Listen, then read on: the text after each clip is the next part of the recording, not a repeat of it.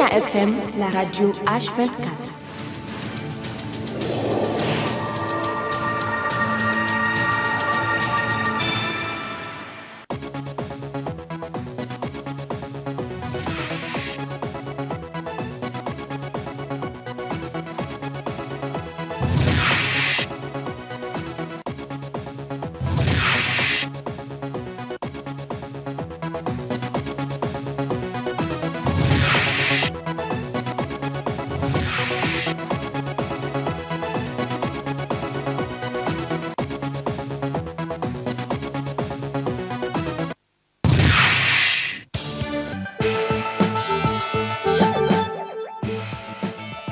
Cette grande édition d'information.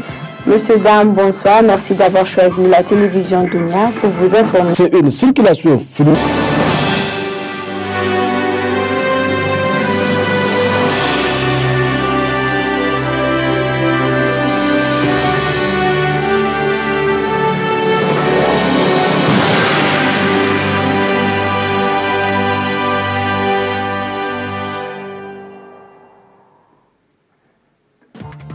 La foire des maraîchers de la région d'Agadez bat son plein à la place Toumon de Niamey. Vous suivrez un reportage sur cette foire dans cette édition.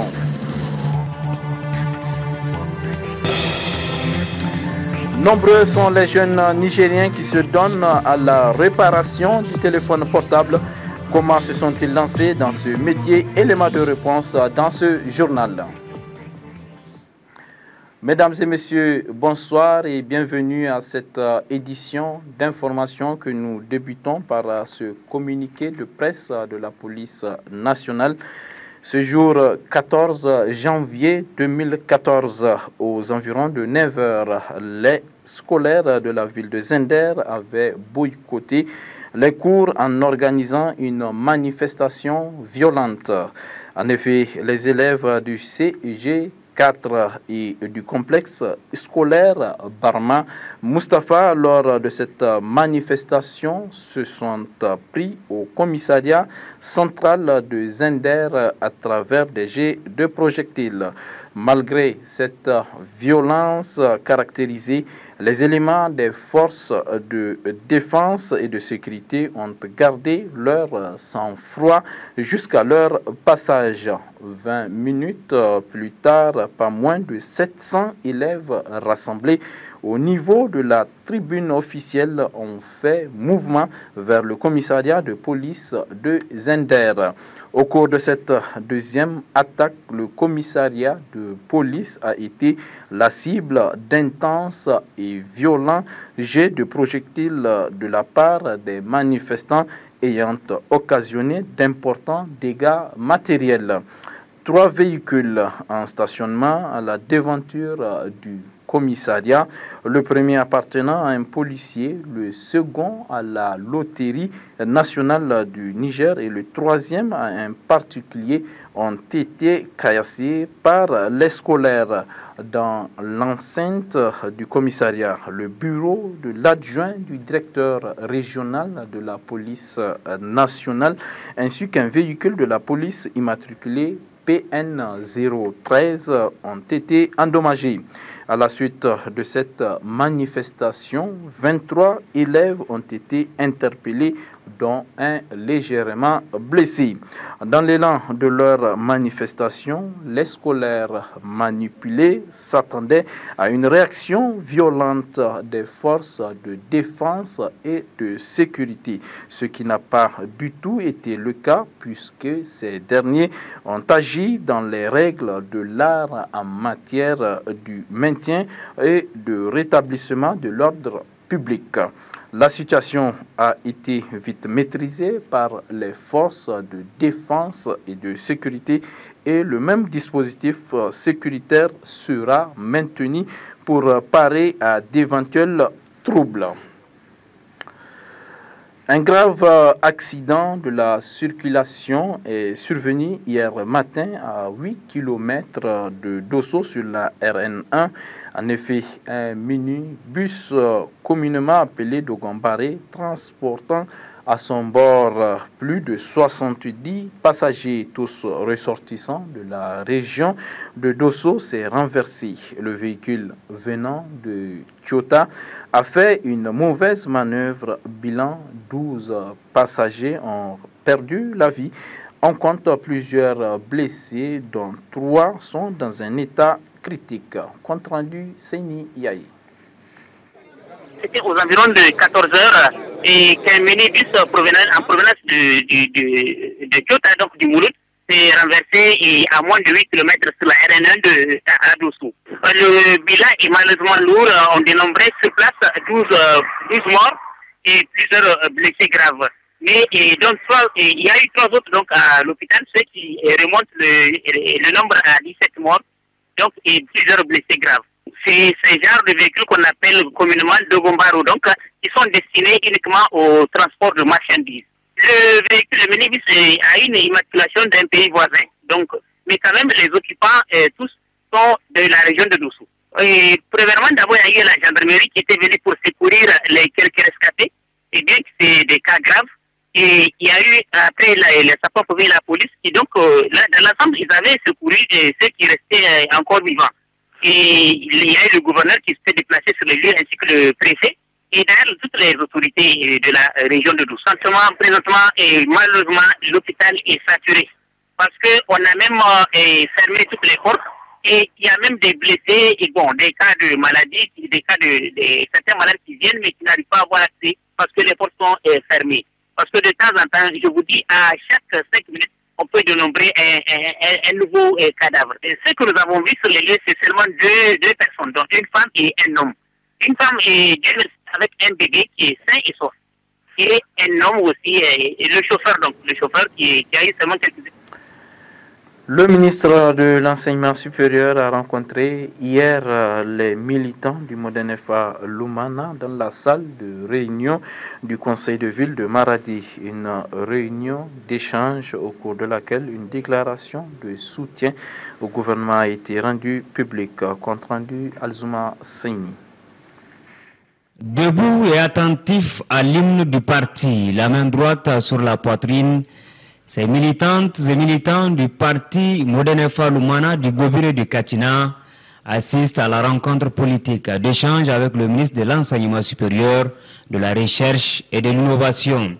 Un cadre d'échange initié par les responsables régionaux du parti pour permettre au ministre d'expliquer aux militants leur choix politique et le fonctionnement actuel de leur parti. Au cours de cette rencontre, une déclaration de soutien au ministre et au deuxième gouvernement de la 7e République a été rendue publique. Nous, militants du Modène FA Lumana du Katina et du Gobire, apportons notre soutien ferme et indéfectible au président de la République, Mahamadou Issoufou, et au Premier ministre Birji Rafini pour leur clairvoyance et leur engagement en faveur de la lutte contre la pauvreté dans notre pays.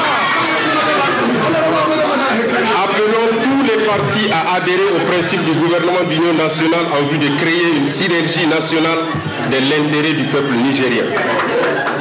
Réitérons notre soutien aux camarades SG de la coordination régionale, Asman Abdou, ministre de l'Enseignement supérieur, de la Recherche et de l'Innovation, convaincu que dans un parti, la loyauté, la sincérité, la confiance, l'égalité, l'impartialité et la sagesse sont des critères sur lesquels les dirigeants doivent fonder tous les choix et toutes les décisions importantes. Nous, militants du Modène FA, du Katina et du Gobire, lançons un appel au bureau politique national pour que ces valeurs continuent de guider toujours notre parti. Après cette réunion, le ministre, accompagné par les autorités régionales et les forces de défense et de sécurité, se rendit à El Kolta, un village situé à une trentaine de kilomètres de Maradi, pour présenter ses condoléances à la famille d'un commerçant lâchement tué par balle par des malfrats. Ce communiqué de presse qui vient de nous parvenir, le comité directeur de l'Union des scolaires nigériens lance un mot d'ordre de suspension des activités académiques sur toute l'étendue du territoire national pour une durée de 72 heures à compter de demain 15 janvier 2014. Pour le comité directeur, le camarade secrétaire général Anassa Jibrila. Je le disais tantôt dans les titres, la foire des maraîchers de la région d'Agadez se poursuit à la place Toumo de Niamey. De nombreux produits issus de l'agriculture sont exposés au grand bonheur des populations de Niamey. Compte rendu Mariama Soumana. Ce sont plus de 300 tonnes de pommes de terre, 50 tonnes d'agrumes, des dizaines de tonnes d'oignons, de l'ail qui sont exposés à cette foire des maraîchers de la région d'Agadez.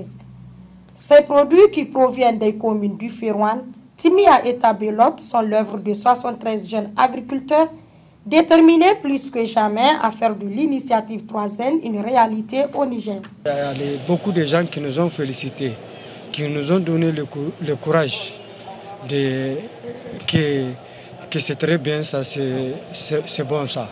Et encore, vraiment, ils disent qu'ils ne croyaient pas qu'il y a ces fruits ou ces pommes de terre dans notre pays, le Niger. À la population nigérienne de faire comme nous, où on va travailler la terre pour amener ces fruits. Mais le sable ne ment pas. Si tu les travailles, tu vas gagner, Inch'Allah.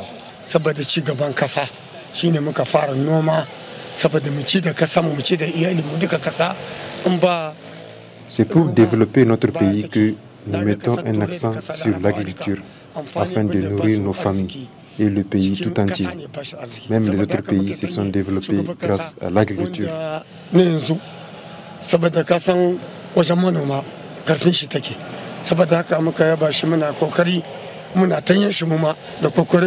Ces maraîchers à la recherche de débouchés pour leurs produits se disent fiers et satisfaits de cette foire. Cependant, quelques problèmes persistent, d'où cet appel. C'est ça cette initiative. D'abord, il faut avoir les produits sur le terrain et à un coût abordable aussi. Donc vraiment, nous remercions de passage la population de Niamey, en tout cas, qui nous encourage, qui vient sur place acheter en tout cas nos produits. Mais ce qui reste beaucoup, c'est de mettre le gros moyen pour permettre à ces jeunes-là de faire plus de production. Vous voyez, à part les moyens, nous sommes confrontés au problème des transports. Les problèmes des transports, vous connaissez nos routes non seulement, et c'est pourquoi les transporteurs, en tout cas, nous taxent, surtout la route entre les communes d'abord et la route via Niamey.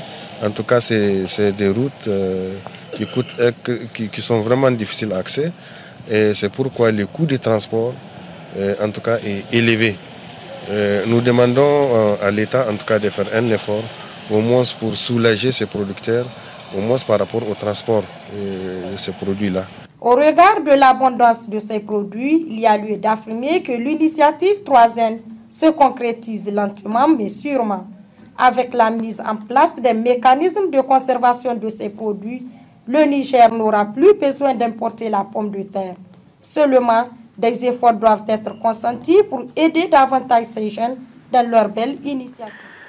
La section ouest, la Société ouest-africaine de chimie, SOACHIM section du Niger, organise en collaboration avec l'université Abdou Moumouni Diofo de Niamey un atelier afin d'asseoir le réseau des sciences agroalimentaires ouest-africaines RESAO.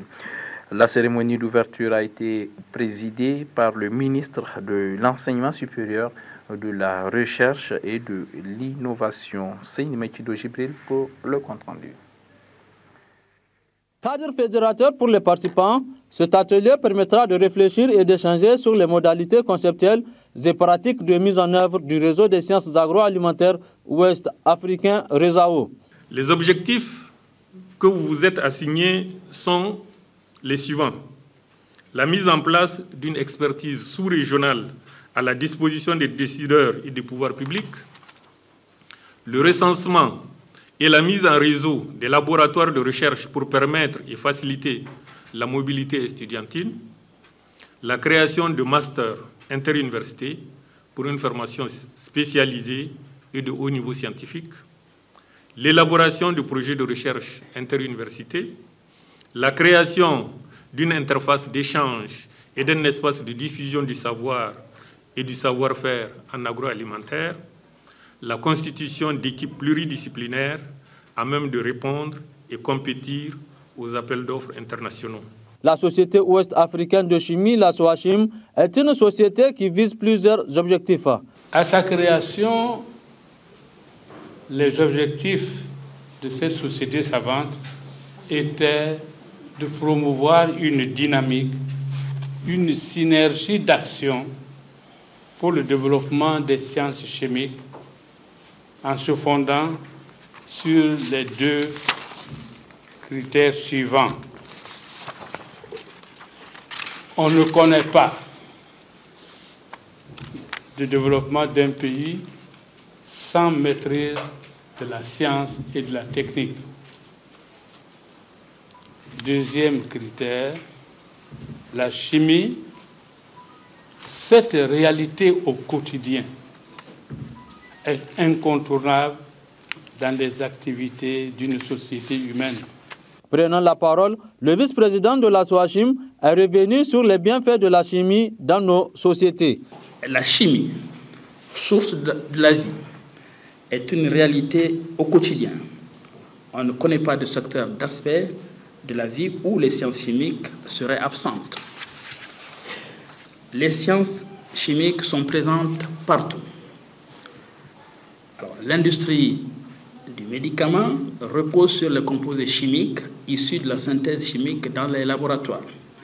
Les ciments, les peintures, vernis, les tuyauteries en PVC utilisées dans la construction proviennent de transformations chimiques.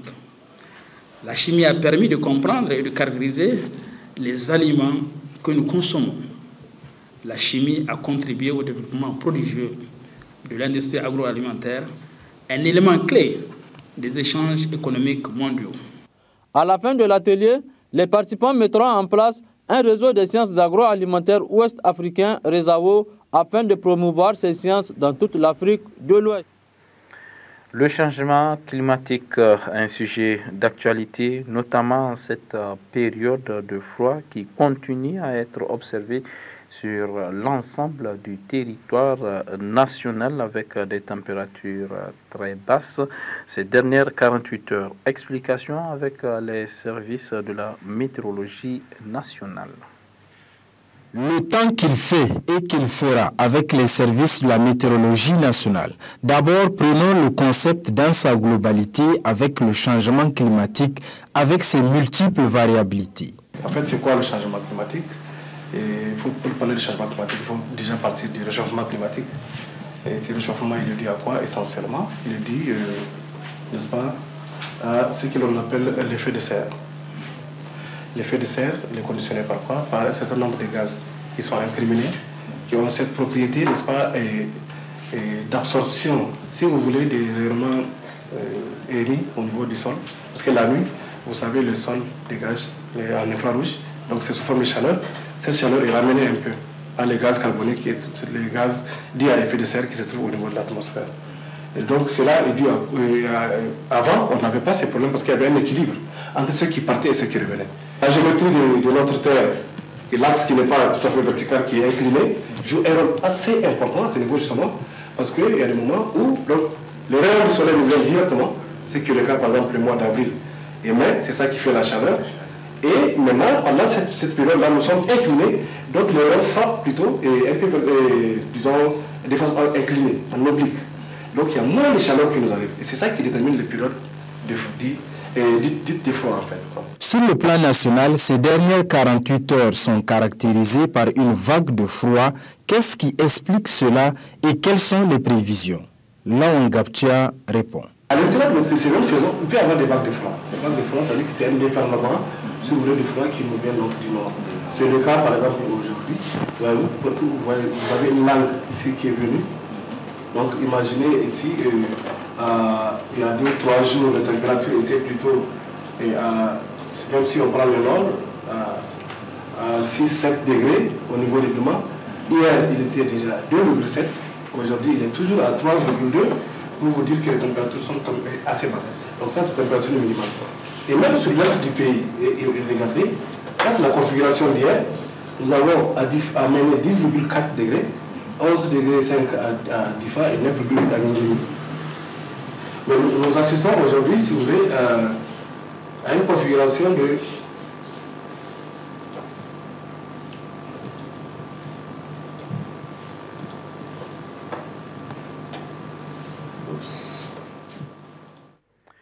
De nombreux jeunes Nigériens s'intéressent à la réparation des portables.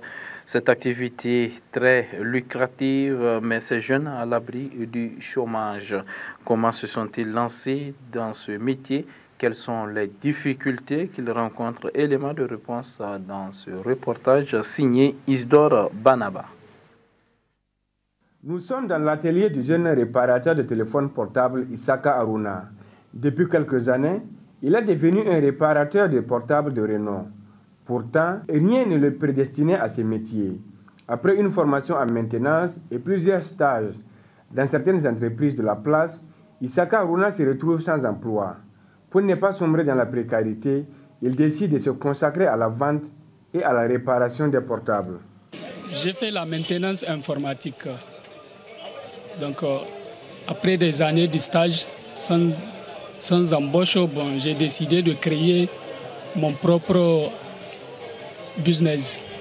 Comme c'est le même métier, la maintenance informatique, la reprogrammation, décodage, c'est le même métier. De nos jours, de plus en plus de jeunes Nigériens se lancent dans ce secteur longtemps dominé par des étrangers. Avant, je travaille à la station. Bon, comme je suis démissionnaire à la station, entre-temps, j'ai un ami là qui travaille à la Sonitel. Il m'a appelé, il m'a dit hey, monsieur, tu fais rien là, qu'est-ce que tu fais? J'ai dit bon, là, je fais rien. Il dit bon, viens avec moi, on va essayer de voir si le métier là, ça va tenir. Bon, je suis là, entre-temps, état comme ça, et j'ai commencé à apprendre. Maintenant, je suis venu ici au Grand Marché, j'ai ouvert mon atelier, mon propre atelier. On me sortit. C'est avec ça que je nourris ma famille, je fais mes habits, je fais tout. Maintenant, je suis à mon tour. C'est tout ça que j'ai profité d'acheter. Bon, ça va. On arrive à s'en sortir. Ça va. Parce que la nouvelle technologie, maintenant, ça se base sur la télécommunication. Ça va, on arrive à s'en sortir. J'arrive à m'en sortir bien. C'est un métier que je suis fier de ça. Avec ça, j'arrive à tenir ma famille. Je me suis marié des dangers des enfants. Et puis, je tiens beaucoup de gens sur ça. Aujourd'hui, les téléphones portables font partie de notre quotidien. L'on n'est plus sans passer. Selon la Banque mondiale et la Banque africaine de développement, l'Afrique compte 650 millions d'utilisateurs de mobiles, devançant ainsi les États-Unis et l'Europe. D'ailleurs, dans certains pays du continent, avoir accès à un téléphone mobile est plus courant qu'avoir accès à l'eau potable, à un compte bancaire ou l'électricité. Les réparateurs locaux de téléphones portables contribuent à changer la donne. Ils vous réparent votre portable à des prix souvent abordables. Je suis satisfait de leur travail. C'est pourquoi je suis ici pour réparer mon appareil.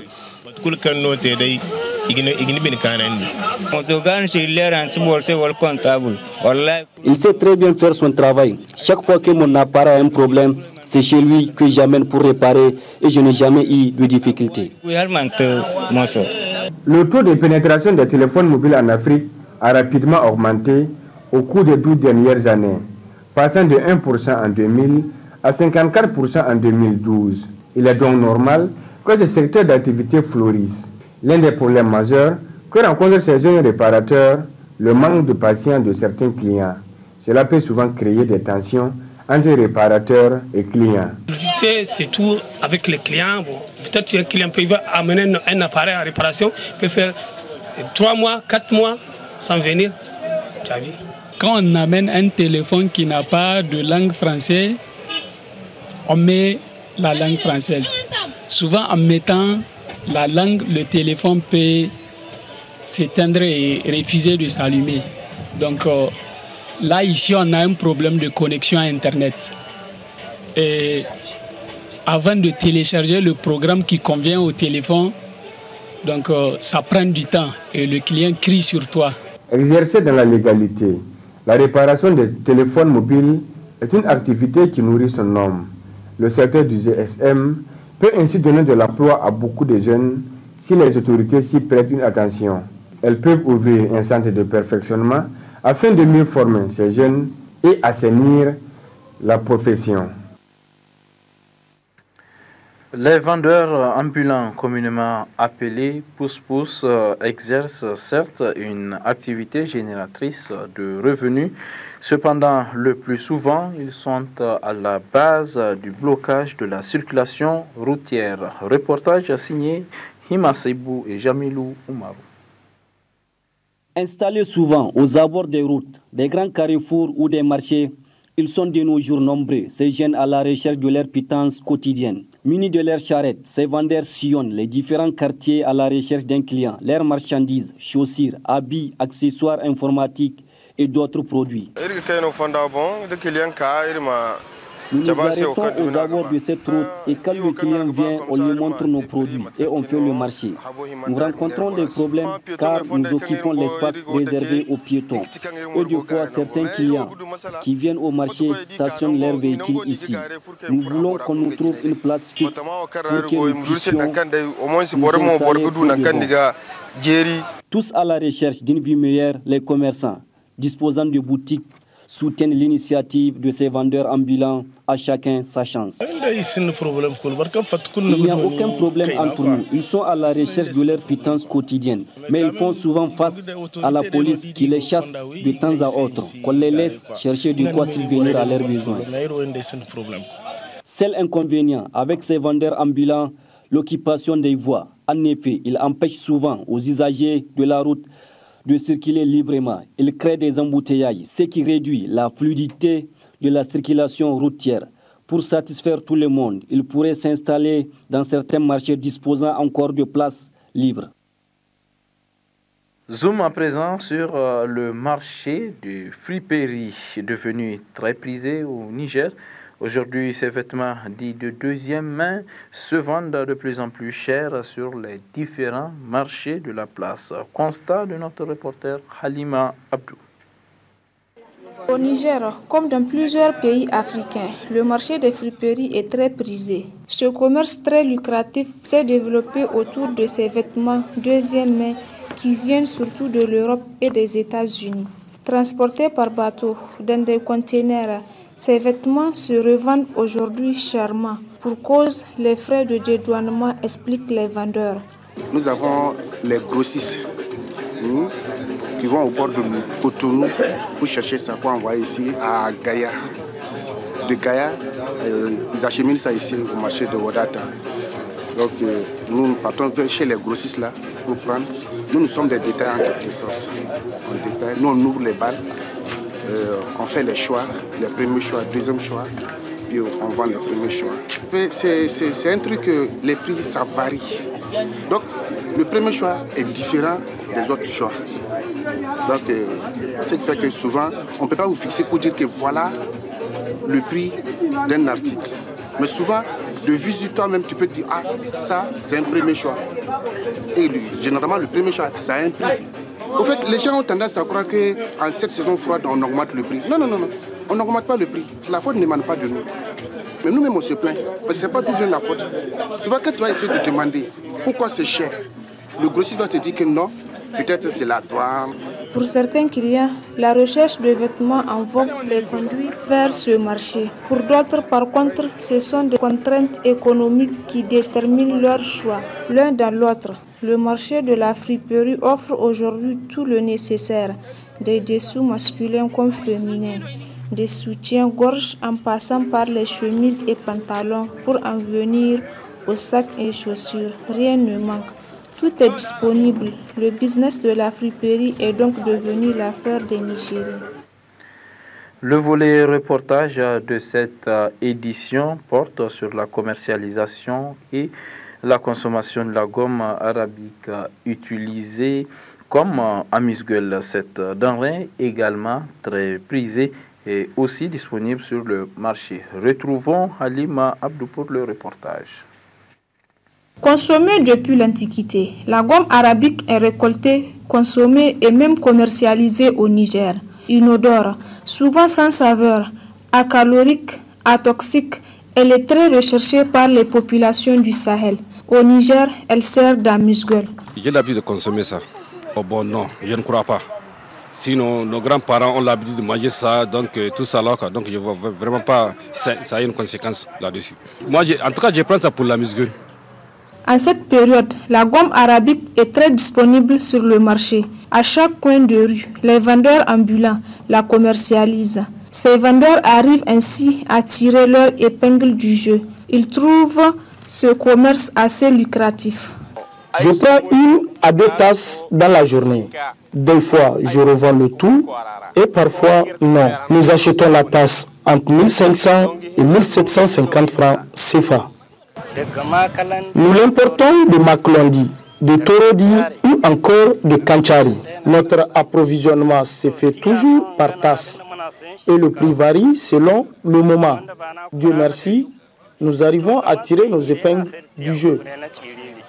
La gomme arabique a de multiples usages. Elle est utilisée dans l'agroalimentaire, les boissons aromatiques, dans l'industrie pharmaceutique et même dans la fabrication de produits amaigrissants.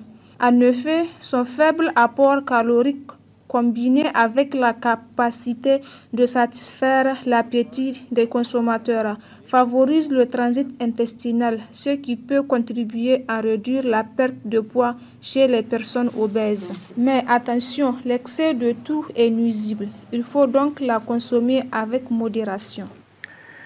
Les librairies par terre offrent plusieurs potentialités aux citoyens à faible revenu, mais ces librairies qui sont généralement prises d'assaut à la veille des rentrées scolaires par élèves et parents d'élèves voient leur chiffre d'affaires considérablement chuter en cette période. Reportage signé Saint-Nimechido Jibril et Sambo Zaman.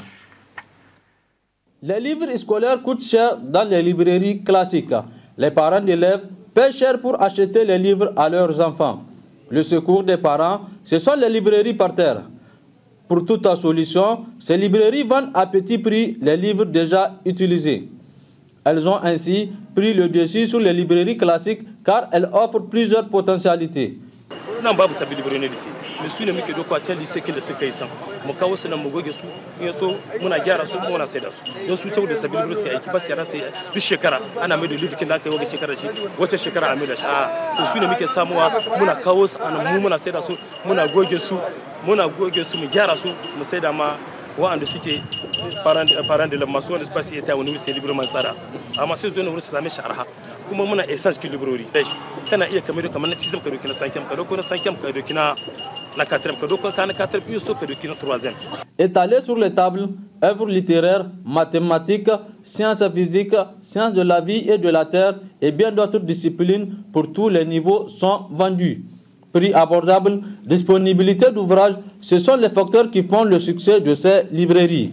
À la veille des rentrées scolaires, elles sont prises d'assaut par les parents d'élèves et les élèves. Mais en ce moment, les clients se font rares. Kasan shi dama harkar la rentrée idan in ta zo, uwayen yara na suke zuwa wani birbi parterre lokacin akwai cuwa-cuwa na sayan librori da kaina da su lakare da big da kuma ana zuwa ana sayi. To yanzu da yake an yi la rentrée yanzu librorin literature african kawai ke taya da sun wasu roman haka roman african roman français su ne yanzu muke nan ga sassaida da sauran wasu takardu for example kamar suram to su ne suke ta wani kuren da kula da ba a rasa ba wanda yake kasan yara maza suke bada kayan su kamar wani yaro in ya bada sauran kayan shi na lakuri na anu ayo zuwa a dan tsaye kadan amma ba kamar la rentrée ba. Ces vendeurs qui exercent leur métier en toute légalité contribuent considérablement à l'acquisition des connaissances. On sait qu'au Niger, l'accès aux livres laisse à désirer. Ces librairies par terre permettent ainsi de combler ce vide. Point final de ce journal. Merci de l'avoir suivi. Passez d'excellentes soirées en compagnie des programmes de la télévision Dunia. Au revoir.